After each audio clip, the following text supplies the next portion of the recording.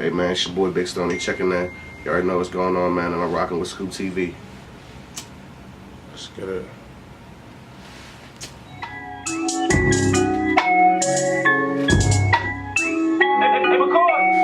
I get my word from the narco. I don't give a fuck about a bitch cause it counterfeit, I know. Money counter keep count cause another side of it, I know.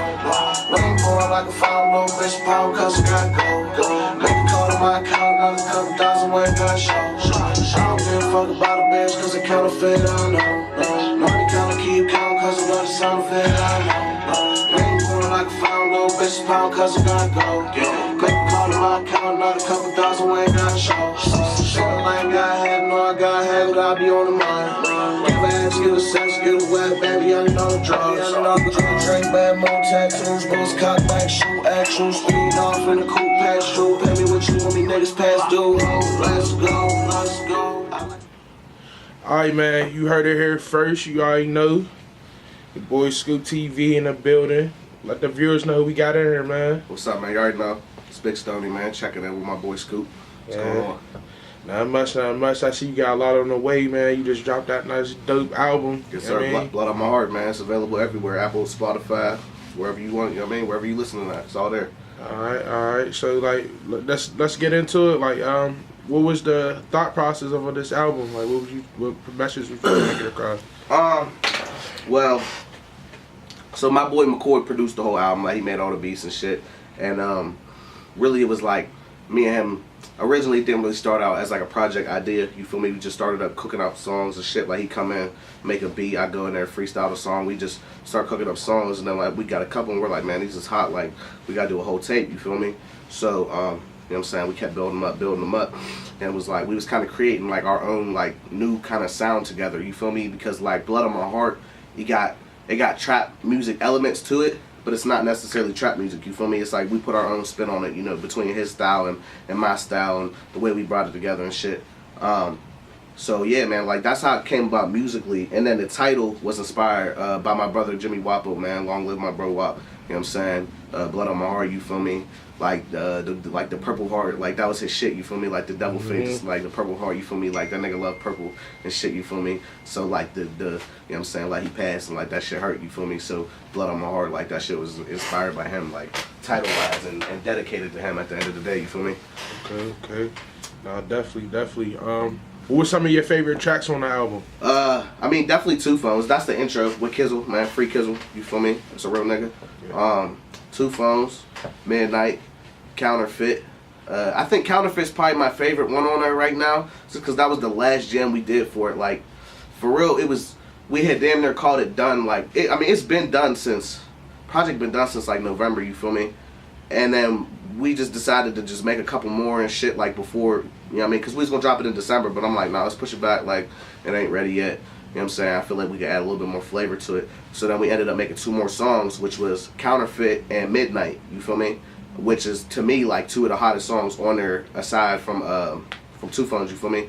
So I feel like us waiting them extra 2 months and adding them extra 2 jams really made all the difference in like the overall vibe and like cohesiveness of the whole album, you feel me? Yeah, I definitely feel you. Alright, so how do you determine like when you feel like you got a real finished project? Like, what's some of the things that, like the key things that you see in the in the album? Like, yeah, this is it. I want to drop this now.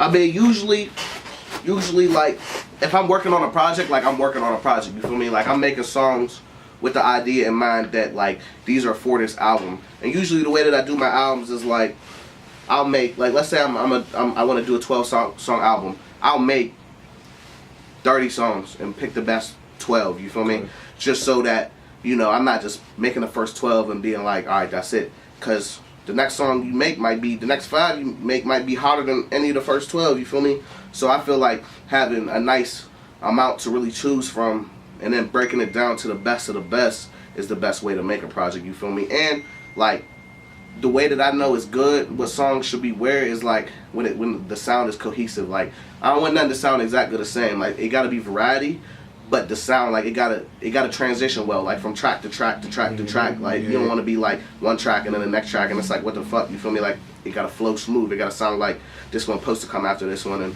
and vice versa. You know what I mean? Yeah. So like I know that you get into the engineering. Like, what made you follow into that? Shit. I mean, I've been doing engineering for about 5 years now, man. Like, originally I really just did it cause I'm an artist. You feel me? And I knew that like I could like that's cutting the cost of studio time for me. You feel me? So I'm like, if I can get my own studio, I can outwork everybody easily. You feel me? Because I can sit up in this motherfucker all day, experiment, try new shit, and I knew that having my own studio would help me grow as an artist like way faster because I could sit here and experiment and not worrying about money or being on like a clock or anything like that. You feel me? And then like, you know, I knew I could make a little bit of money off it too and shit. So I started, you know what I mean, telling people on Facebook like who needs sessions, whatever. And then it didn't really pick up for a couple years and shit. But after about like 3 years, when I moved to the South Side, that's when I met WAP.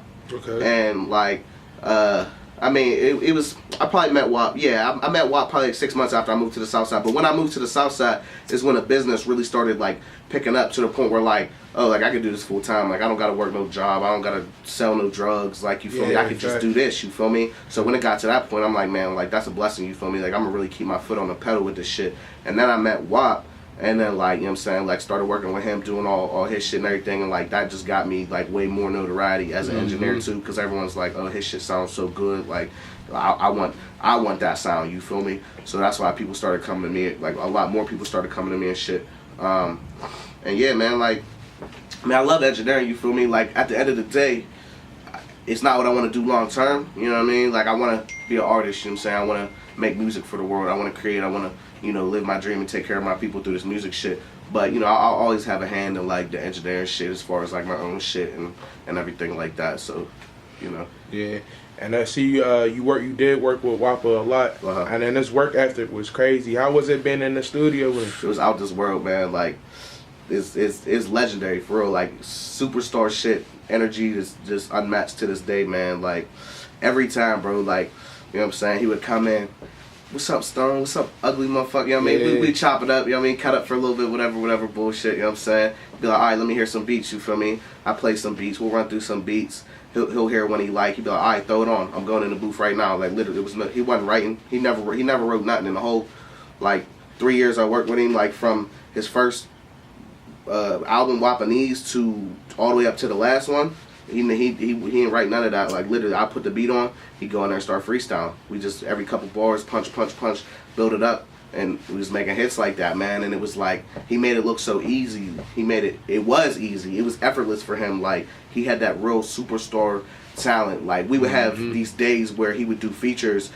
for like people in the city for like $250 for the low, you feel me? Try and look out and give back to the city, because it ain't a lot of popping motherfuckers who's really popping on a national level in their city that's doing features for $250 for the people in their city, you feel me? So we would do these days where he would do features for $250 and shit, and we would have 20 motherfuckers come that day, bro. And I'm telling you, we would have people in the room, in the hall waiting. Like they would come in, he would go in there, 5 minutes.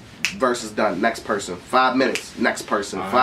Crazy. Like he would really do 20 features in a day, and still come up 5 bands. You feel me? And it was nothing. It was easy, but it wasn't about the money for him. Like he really wanted to like kick the door down and open the shit up for the city. You feel me? That's one thing about WAP, is that like out of all the people that could have got on, like he was the right person because he saw the bigger picture. He wasn't on some like I'm gonna get on and just leave everybody in the dust and like y'all niggas could figure it out, you feel me? Like he's like, no, I'm taking you with me, I'm taking you with me, I'm taking you with me, and I'm still kicking down the door for everybody else, you feel me? Like he was really passionate about that shit. Like we talked about that. He wasn't never on no selfish shit. It was never about him. It's about the people he cared about and his community, and you know what I'm saying, all that shit. Like WAP was really like a good person at heart. Like he really cared about the people around him, and that's one thing that really showed and stuck with me through the whole time that I really knew him. Yeah, definitely. Long live WAP, man. Yeah, so like what's some of your how's your writing process, or do you get in the studio, you just get in a freestyle, or push it together? It depends on the type of song it is. So I just got done last month, last month I finished it, from like December to like last month. I just got done with an R&B album. Okay. And that I wrote, because that's like some more, you know, it gotta have concepts, it gotta have, it gotta have certain shit to go into it. Like that's more in-depth music, you feel me? So depending on what type of music it is, I might be writing, I might be freestyling. Like I said, that whole Blood on My Heart album, like that was all freestyle. That was all off the top because it was something more simple, you feel me? Yeah. It wasn't exactly like necessarily like any deep in-depth concepts with any like crazy substance to them, you feel me? It's just good, feel good music you can really turn up to and just enjoy, you feel me? Like it's good party music, it's just good for whatever, just, you know what I'm saying? So I mean, yeah, it really just depends on like what type of song it is, honestly. Yeah, definitely. So you got any like big shows lined up? You got anything like a tour or something for the album? So I was really laying off the shows last year, man, but I'm really jumping back on it this year. I got one set up so far. We don't got none of the details confirmed yet, so I can't say the date or nothing. But next month, I'm gonna be performing with Stephen Cannon, Okay. somewhere in the Berg. I'm not sure yet because, like I said, the details ain't confirmed yet. But I mean, I'm gonna definitely have way more shows this year, man, popping up. You know what I'm saying? A3C and all that shit. I'm gonna probably pop up down South by Southwest in Texas and shit again. Alright, You feel bet, me? Like bet. it's been a couple years. Like we used to do that every year, South by Southwest. Like we used to go down there and throw shows. Yeah. Like rent a mansion out and just throw. Like the first year we went down there and rented out this mansion and threw a show. We had Ugly God pull up. That was right when he dropped that water, and we had did a show with him because I usually do like 5 shows when I go down there like throughout the week. So we had did a show with him at another mansion party and met him there and met like Made in Tokyo and shit like that. You feel me? And we was just rapping the Ugly God and shit like yeah, like we doing this joint tomorrow. Pull up, you feel me? So he ended up pulling up and that shit was dope, man. We had a bunch of Pittsburgh heads out there, man, like PK Delay, Pet Zebra, you feel me? It was a lot of heads out there. Chris Hollis, like we was really deep down there that year. DJ Afterthought, it was probably at least 30 Pittsburgh heads out there, Yeah, man. Like the Legacy Ad guys and shit. Like we was really mobbing out that year. And then I mean, yeah, but the show ended up getting shut down by the cops. You feel me? Because it was in like a nice neighborhood, but it had one of them like driveways that was like a mile long, so they couldn't come up. You feel me? Like they had to come like 4 times before they could really shut it down. But it was still turned, man. We really turned that shit up, man. So yeah, I'm gonna definitely try to put my foot back on the pedal with the shows this year, man, because we always turn up.